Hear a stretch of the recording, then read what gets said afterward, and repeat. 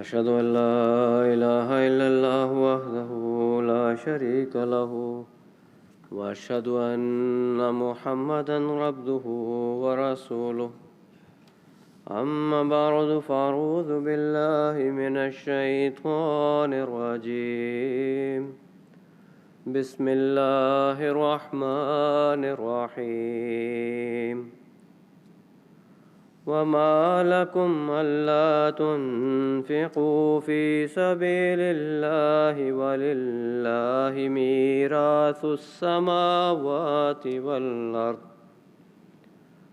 لا يستوي منكم من أنفق من قبل الفتح وقاتل أولئك أعظم درجة من الذين أنفقوا من بعد وقاتلوا وكلا وعد الله الحسنى والله بما تعملون خبير من ذا الذي يقرض الله قرضا حسنا فيضاعفه له وله أجر كريم يوم ترى المؤمنين والمؤمنات يسعى نورهم بين أيديهم وبأيمانهم بشرى لكم اليوم جنات تجري من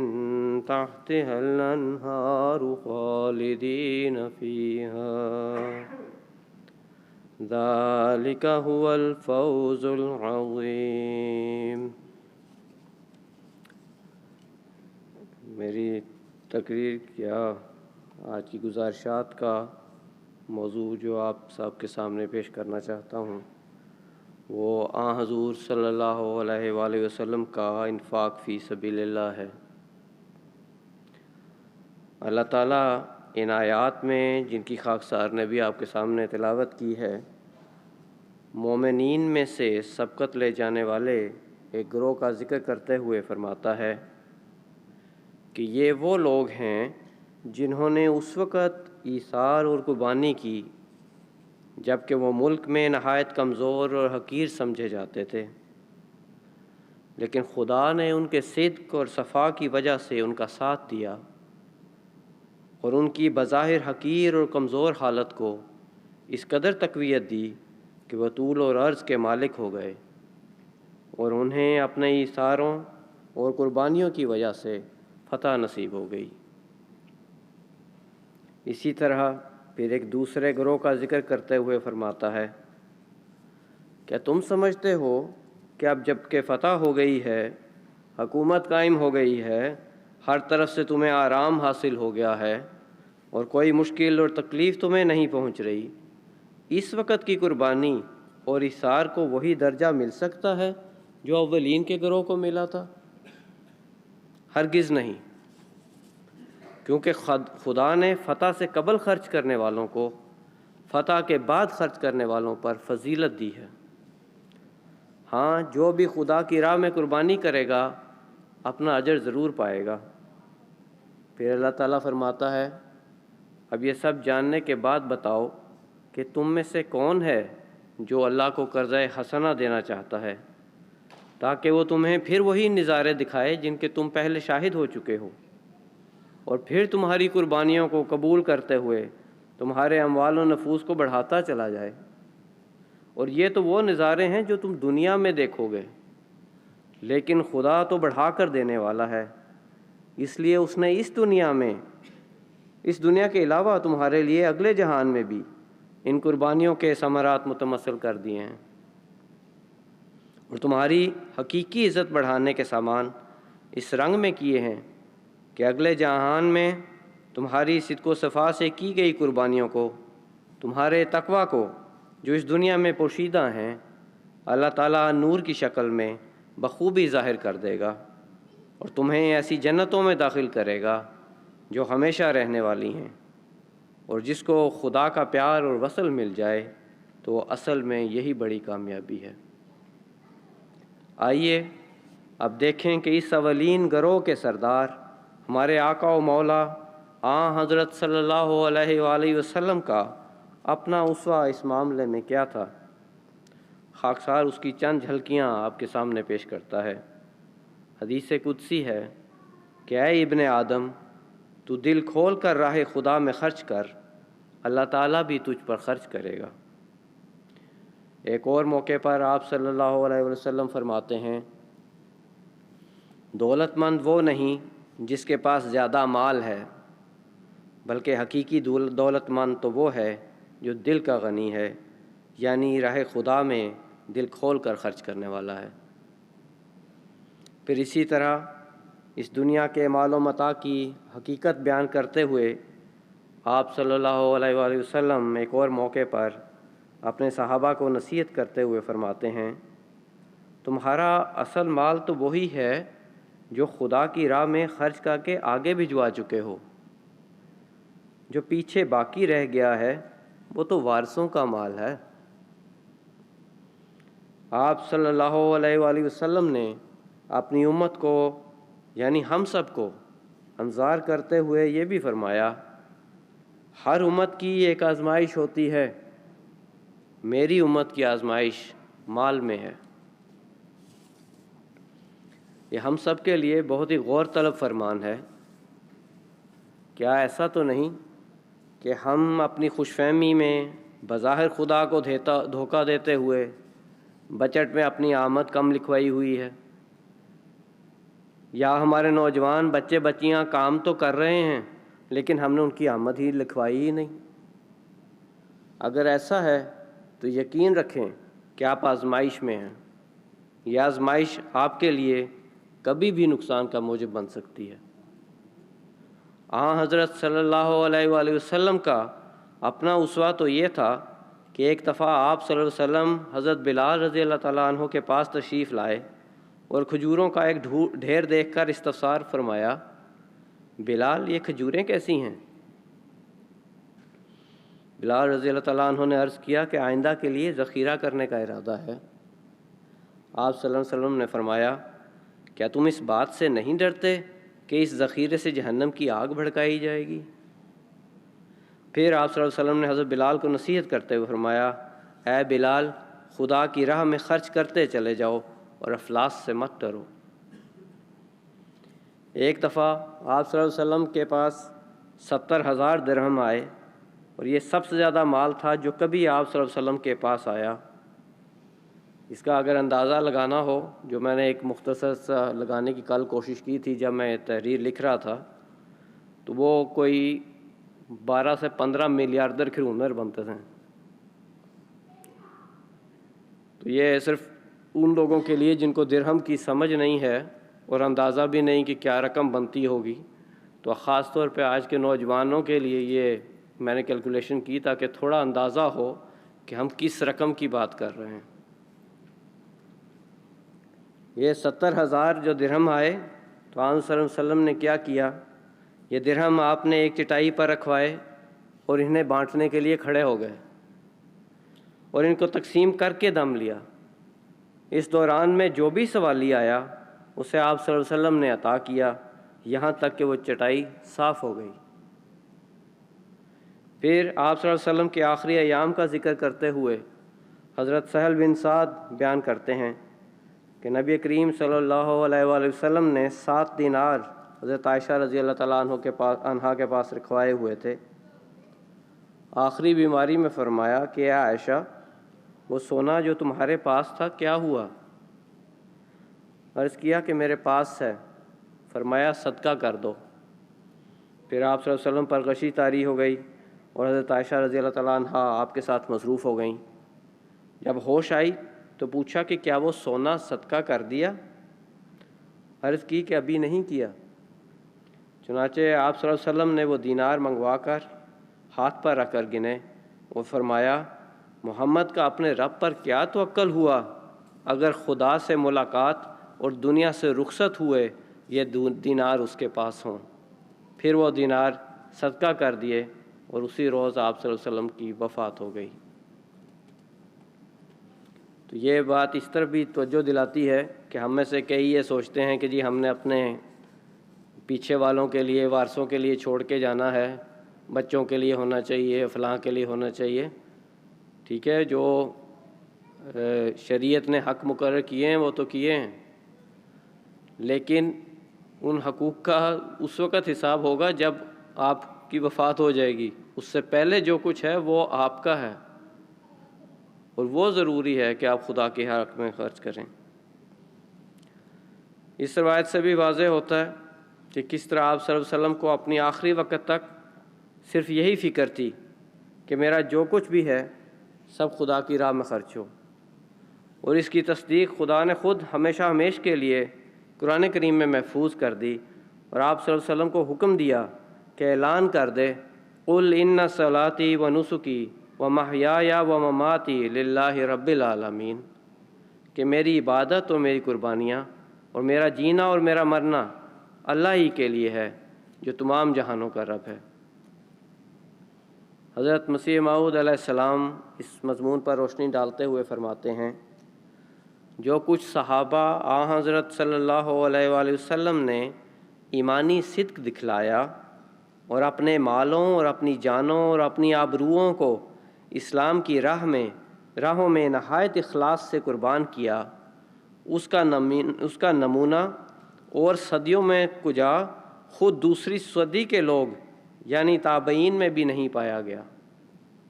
اس کی کیا وجہ تھی؟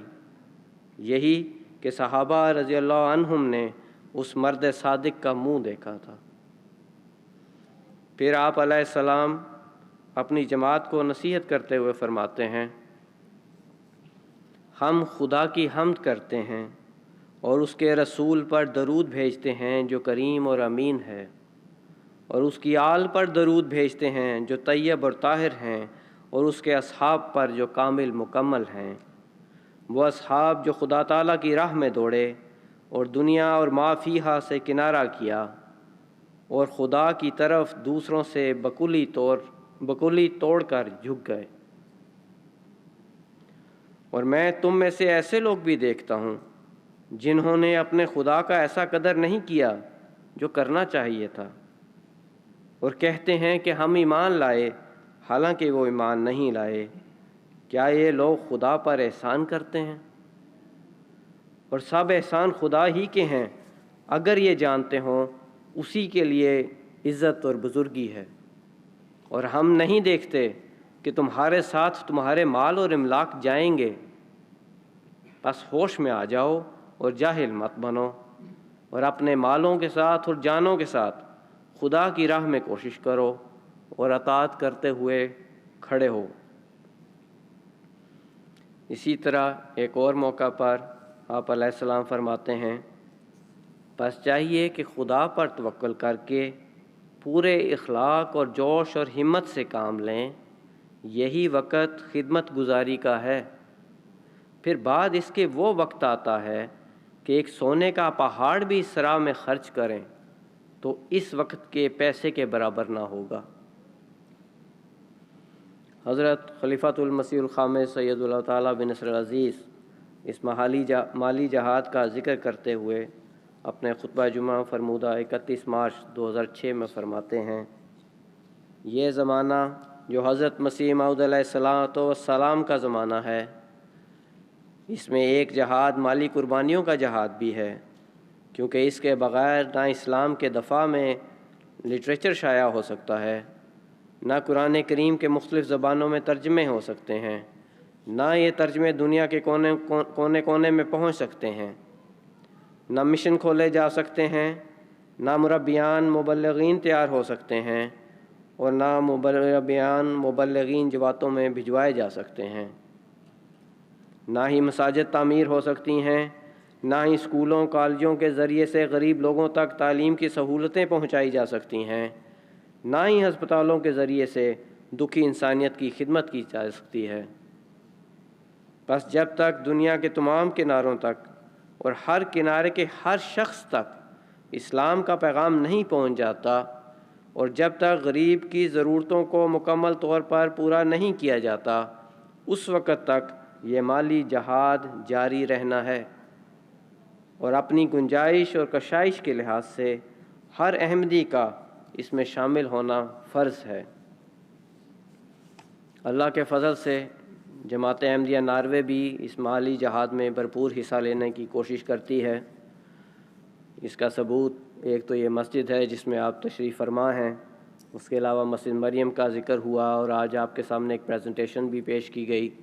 جو جنرل سیکرٹری صاحب نے پیش کی تھی، اور آپ کے علم میں بھی ہوگا اکثر کہ مسجد بیت النصر کے علاقے میں بھی تعمیری کارروائیاں زور و شور پر ہیں۔ اس علاقے کو ڈیولپ کرنے کے منصوبے شائع ہو چکے ہیں جن کا مقصد اس علاقے کو شہر کی طرز پر بنانا ہے۔ لہٰذا آئندہ سال بھر میں مسجد سے ملکہ پلاٹ جہاں پر عموماً پارکنگ ہوتی ہے، آج بھی گاڑیاں وہاں پہ کھچا کھچ کھڑی ہیں، اس کا بیشتر حصہ نئے پلان کے مطابق سڑک کو چوڑا کرنے میں استعمال ہو جائے گا، اور جو حصہ کمیون جماعت سے سڑک کو چوڑا کرنے کے لیے خرید رہی ہے اس کی قیمت ابھی طے پانا باقی ہے۔ احباب کی خدمت میں اس حوالے سے بھی دعا کی درخواست ہے، تاہم اس کا نتیجہ یہ ہوگا کہ پارکنگ کے حوالے سے آنے والے وقت میں کچھ دقت پیش آ سکتی ہے۔ اسی طرح مسجد کے سامنے گھاس والے حصے کو رہائشی اور اقتصادی تعمیر کے لیے مختص کر دیا گیا ہے۔ یہ علاقہ جماعت کا ہی ہے، پلاٹ جماعت کا ہی ہے، لیکن چونکہ اس پہ جو عمارت تعمیر کرنے کا تخمینہ ہے وہ قریباً 300 ملین کا ہے، اس لیے جماعت کی انتظامیہ نے ایک کمپنی کے ذریعے اس کمپنی سے جو اس علاقے میں تعمیر کا کام کر رہی ہے معاہدہ کرنے کی کوشش کر رہی ہیں۔ کوشش یہ ہے کہ پلاٹ کی قیمت کے عوض جماعت کو بنی بنائی عمارت کا ایک ایسا بڑا حصہ مل جائے جس میں لائبریری اور مسرور ہال سے قریباً دگنا بڑا کانفرنس ہال بھی ہو، اس کے علاوہ نظافت کی ضروریات کو پورا کرنے کے سامان ہوں، اور یہ بھی کوشش ہے کہ ایک میوزیم کا قیام بھی عمل میں لایا جا سکے۔ علاوہ ازیں اس عمارت کی رہائشوں کے فروخت کے وقت احباب جماعت کو خریدنے کی آفر بھی فراہم کی جا سکے تاکہ زیادہ سے زیادہ احباب جو ہیں وہ مسجد کے قریب ہی رہ سکیں اور یوں مسجد کو آباد رکھنے کا ذریعہ بھی بنے۔ تاہم یہ معاہدہ ابھی تشکیل کے مراحل میں ہے اور اس کے لیے بھی احباب جماعت سے دعا کی درخواست ہے۔ پھر یہ بھی آپ کے علم میں ہوگا کہ الحمدللہ مسجد مریم کرسچنسن کا کام کافی حد تک مکمل ہو چکا ہے، اور جیسا کہ حضور انور رضی اللہ تعالیٰ کے ارشاد سے واضح ہے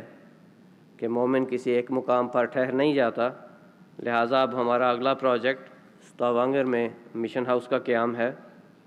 اس سلسلے میں خاکسار آپ سب کی خدمت میں درخواست کرتا ہے کہ ایک بار پھر اپنی قربانیوں کی داستان رقم کریں اور پھر دیکھیں کہ خدا کس طرح آپ سے اپنے پیار کا معاملہ کرتا ہے۔ اللہ تعالیٰ نے قرآن کریم میں یہ اصول بیان فرمایا ہے، فَإِنَّ مَعَ الْعُسْرِ يُسْرًا إِنَّ مَعَ الْعُسْرِ يُسْرًا، کہ یقیناً تنگی کے ساتھ آسائش ہے، ہاں ضرور تنگی کے ساتھ آسائش ہے۔ بس جس طرح پہلے آپ نے خدا کی خاطر آپ نے اوپر تنگی روا رکھی تا خدا کا گھر بن جائے، اور اس نے نہ صرف آپ کی تنگی کو دور کیا بلکہ پہلے سے بڑھ کر آپ کی استطاعت بڑھا دی، اسی طرح آپ دوبارہ خدا کے گھر کی خاطر آگے بڑھیں اور خدا کے فضلوں کو جذب کرنے والے بنیں۔ اللہ تعالی ہم سب کے ساتھ ہو اور ہم سب کو اس کی توفیق دے۔ آخر میں خاکسار دعا سے پہلے آپ سب کی توجہ پاکستان میں بسنے والے احمدیوں اور ان کے ساتھ ہونے والے ناروا سلوک کی طرف دلانا چاہتا ہے۔ انہیں نہ صرف اپنی دعاؤں میں یاد رکھیں بلکہ جہاں تک ممکن ہو ان کی مشکلات کا ذکر اپنے گھروں میں کریں، اپنے دوستوں سے کریں، اپنے کام پر اپنے ساتھیوں سے کریں۔ آپ میں سے جو اخبارات و رسائل میں لکھ سکتے ہیں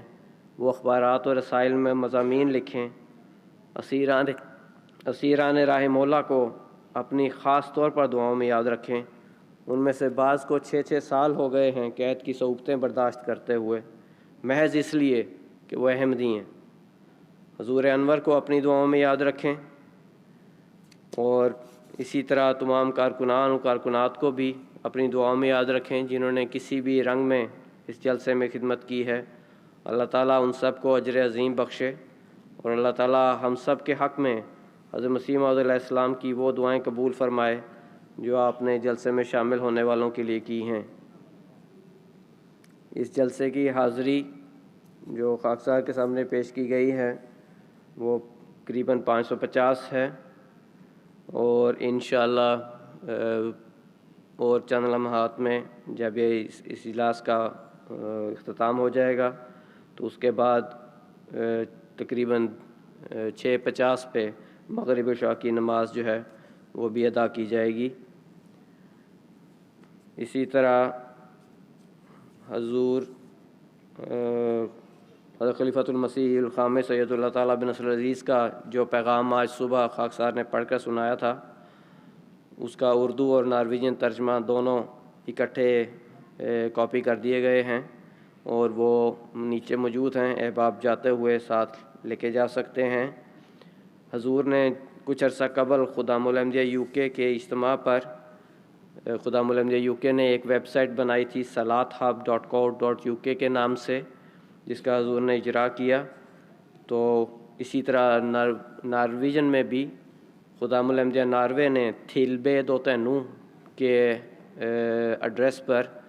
ایک ویب سائٹ بنائی ہے، جس کے ذریعے نماز اور وضو وغیرہ کی بڑی آسانی سے انفارمیشن جو ہے وہ حاصل ہو سکتی ہے۔ بچوں کو، خاص طور پہ جو چھوٹے بچے جن کو نہیں پتہ کہ انہوں نے کس طریقے سے کرنا ہے، یا ایسے بھی احباب جن کے لیے شاید اردو پڑھنی مشکل ہو، تو وہ ان دونوں سے استفادہ کر سکتے ہیں۔